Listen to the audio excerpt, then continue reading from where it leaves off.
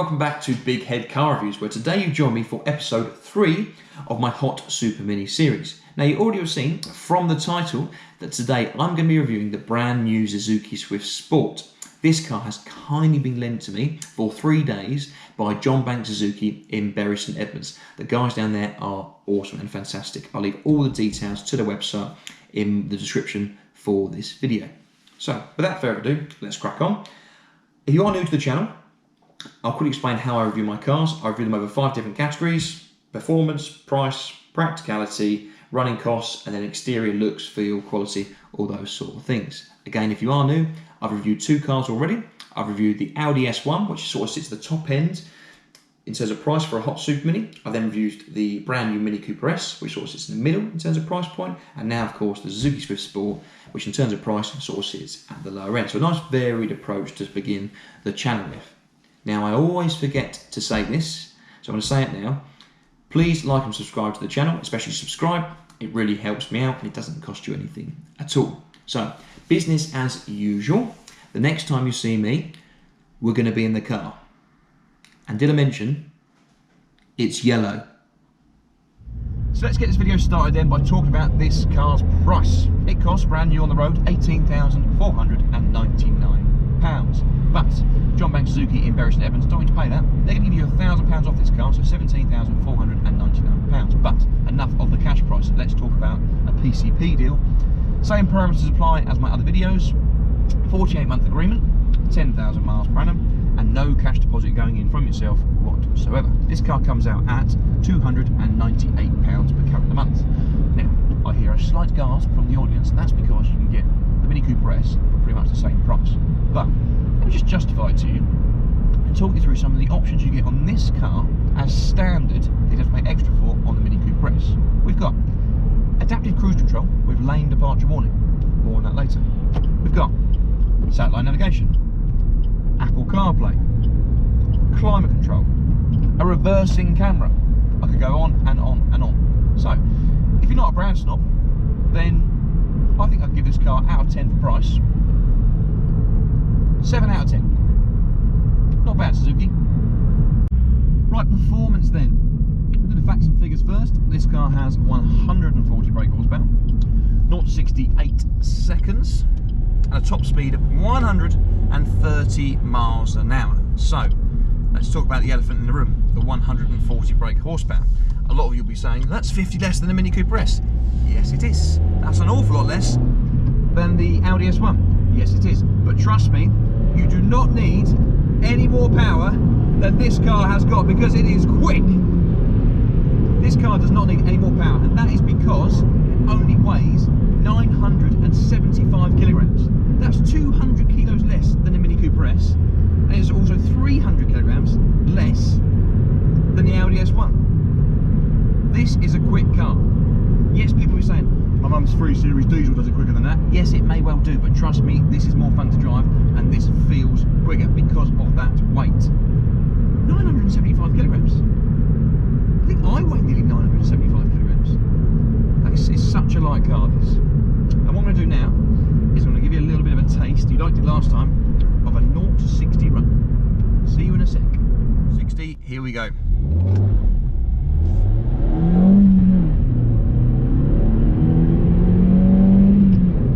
And that's 60. And that's 61. This car is quick enough. It's not going to set your world on fire like an Audi S1 does, but it feels more than quick enough. So, in terms of straight line speed, can't give it a grade until I've done the handling and that. Woo! Woo-hoo! This car is quick enough. Woo-hoo! Good work, Suzuki. Okay, let's talk about this car's handling then. Still on performance. So the usual procedure. Can't give you too much, don't want my video getting any longer. Keep getting complaints. So second gear, round we go. Give it a bit of throttle. Okay, so just got to drift it a little bit there. Okay, we've got a bit of tyre squeal, but we're okay. Oh, it's good fun. I know you saw some understeer there, bit of tyre squeal, which we like, but it still handles really It's really nimble, it's really sharp, it's a dynamic car. So I'm pretty impressed with this car's handling, but obviously on paper, it's starting in a very good position. The only thing I would say that is going to let it down in terms of performance is this car's sound. So I am going to just whiz it around again, slowly and sensibly, indicating, as you notice, quick burst of speed.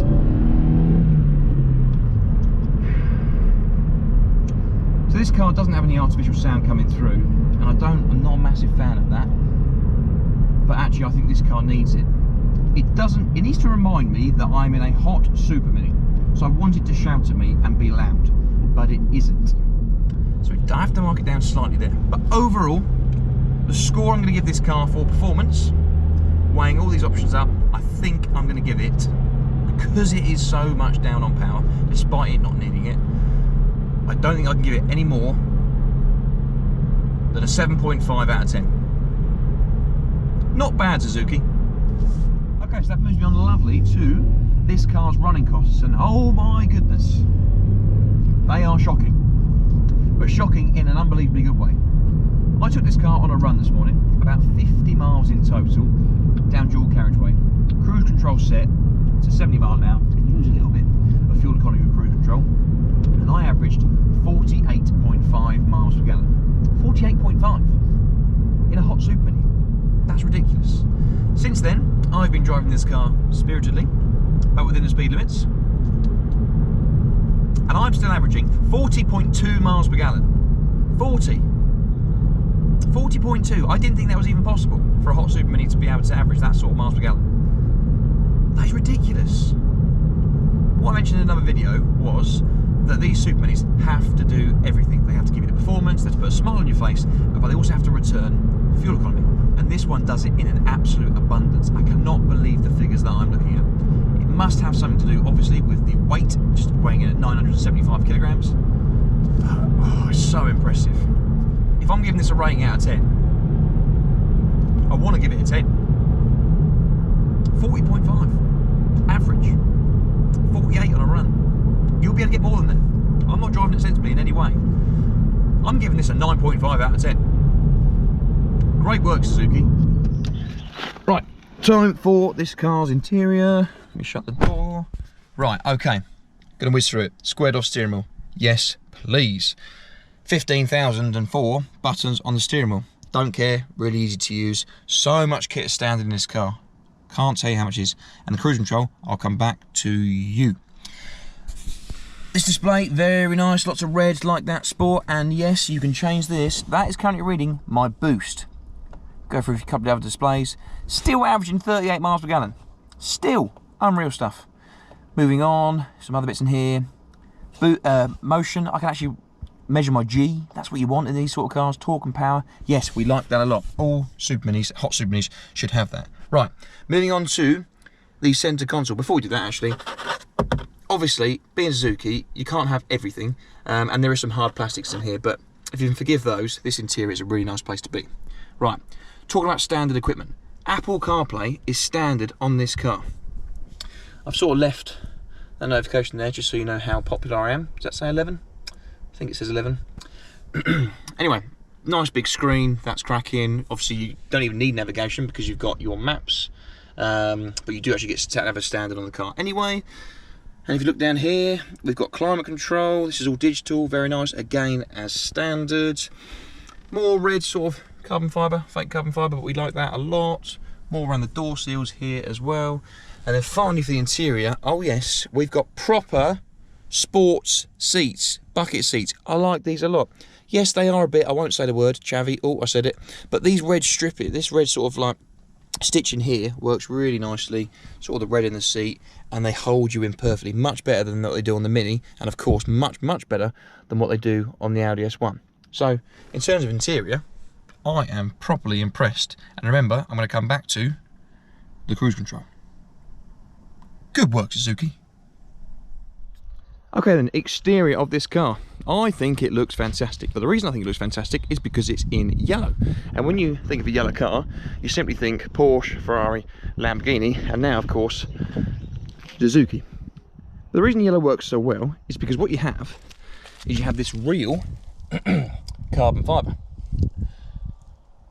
Now, of course, that's fake carbon fibre, but any sort of carbon fibre makes the car look 10 times better. The yellow works, of course, because you've got the black alloys. More carbon fibre here. Lovely, lovely, lovely. Black tints are standard. Black tints on the rear, and even more carbon fibre as we come to the rear diffuser. Works really well. You can get this car in many different colours, but if you can spec it in yellow, then spec it in yellow. You'll be turning heads for days. I think it looks fantastic. Party piece for me, I think, is the rear. It's not that exciting from the front, but it sits really nicely, as you can see.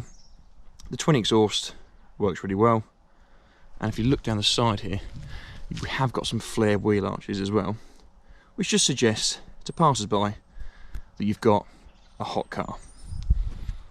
I think in terms of exterior and interior, I'm going to give this car, as an average, 8 out of 10. Great work, Suzuki. Okay, so now you join me in the back seat of a Suzuki Swift Sport, so it must be time to do the practicality test. Now, I've actually got quite a bit of headroom in here. I haven't got as much as I would have in the Mini, but I've got much more than I would have in the Audi A1. It's an ample amount. I mean, if I sit up straight, my hair is touching the ceiling, but it's still pretty good. I could go on a long journey in this car. The other reason why I could go on a long journey is because, if I show you, I don't know if you can see because it's going to be a little bit dark, and there is no light in the back here. I've got plenty of legroom here, like plenty. And as you can see, so is the person in the front, because that glove compartment is cut away. It's a very good idea. I don't know why they don't do that more often in these smaller cars. I like that. This one is obviously in my driving position, and as you can see, huge, hopefully you can see that, because it is, like I said, it is getting a bit dark, huge amounts of legroom behind me as well. Now, to go on more about the practicality of this Suzuki Swift Sport, you may or may not have noticed this car is actually 5-door, and it only actually comes in a 5-door. But I hear you ask, where is the door handle? I can't find it. Where is it? Where is it? Where is it? Oh, just there. Worked well. So with this car only coming in 5-door, with it having more legroom obviously in the back as well, it still has headroom. Whew. It's doing well in practicality. Next time you see me, we'll be looking at the boot for the typical big head car reviews, cabin size suitcase test. See you in a sec. Now it's just got windy, so I hope you can still hear me, but of course, time to do the boot. Now we have, what you're seeing there is 265 litres worth of space. Cabin size luggage fitting perfectly. These seats go completely flat. Now in terms of the actual litres of this boot, it's got 5 litres less than the Audi S1, but it's still got over 50 litres more than a Mini Cooper S, so it's a nice and competitive boot in the range. The other thing to know is that this boot, I don't know if you can see, but it is very deep. Let's see if you like that sort of thing. Anyway, I've got to give this a score out of 10. It's ticking a lot of boxes because boot's decent size. We know it's 5-door only. We also know there's plenty of headroom. Not as much as the Mini, but there's still plenty of headroom. And there's also copious amounts of legroom behind me, and I'm 6'5". So, out of 10, brilliant. The headroom lets it down slightly. 8.5 out of 10. Great work, Suzuki. Okay, so I keep banging on about it. This car's cruise control. Now, it's not just any cruise control. This is adaptive cruise control. This is the sort of thing you get on much more premium cars. As well as the adaptive cruise control, it has lane departure warning. Basically what that means, that this car is partially autonomous. For those of you that don't know what that means, basically this car drives itself. So, the next time you see me, we're going to be on a main road, dual carriageway, with the cruise control set at 70 miles an hour, and I'm going to take my hands off the steering wheel, and this car apparently is going to steer itself. I love you, Mum! Right, okay, so we've now got the cruise control set to 70 miles an hour. But I'm not doing 70, I'm only doing 61. That's because the car in front of me is also doing about 61 miles an hour, and it will hold me at a certain distance. I haven't got to touch the accelerator or anything, or the brake. It brakes for me, accelerates for me. It's brilliant. But what I'm going to do is I'm going to take my hands off the steering wheel, and what will happen is the car will naturally veer, and apparently it's going to steer me back into the middle lane. Now I haven't tried this yet. I generally haven't tried this yet because I wanted you guys to see what it's like and what it feels like to do it, because I don't recommend this at all. This is purely for if you're just, you know, concentration lapses for some reason, you change the, the volume on your car or something like that, that the car will naturally put you back into the middle of the lane. So there's a lot of cars around, but I'm going to put my hands on my head and hopefully the car is steering. Did you see that? Did you see that? I hope you did. The car just steered itself. I was veering straight to the right, I took my hands off the steering wheel and it steered me back in. You may not have seen that, hopefully you have, but I'm not doing it again. But that's unbelievable Kia standard on a Suzuki. Good work. So you join me now back in the driver's seat of the car, and you'll be pleased to know we're now halfway through this video. I'm joking, it's the end. This is where I surmise I add up all the scores and I compare this car to the Mini Cooper S and the Audi S1. Just to remind you of those scores. Audi S1, 34 out of 50. Our Mini Cooper S, 36 out of 50. So let's see how the Swift gets on. Price, I gave it 7 out of 10. Oh, mustn't forget. Found this in the back seats. £14,995, which I can only presume is the actual price of this car. This car's an 18 plate, year old. It's done 5,900 miles and it feels brand spanking new. But that's £2,500 less than a brand new one. Quite a good compromise if you don't mind not having brand new. Performance, 7.5 out of 10. Running cost, 9.5 out of 10. Exterior and interior, if you get it in yellow. Don't get black, silver, red or blue. Everyone gets them. If you get the yellow, I'm giving it an 8 out of 10. And practicality, 8.5 out of 10. Giving it a total score of 40.5 out of 50. An unbelievable score for an even more unbelievable car. I love this thing. I love the old car. So the Suzuki Sport, the previous model, was a great car. But this one, with the new 1.4 litre turbocharged engine, is night and day better. And I've got a massive, massive soft spot for it. So great work, Suzuki. Brilliant, brilliant, brilliant car. Now that is the end of the video. Thank you so much for watching. Please give it a thumbs up and subscribe to the channel. And also a massive thank you goes to John Banks Suzuki for making this all possible and lending me this car for 3 days. Big, big thanks to you guys. All the details to the website will be in the description. That's it. Bye for now, and I will see you next time. Take care.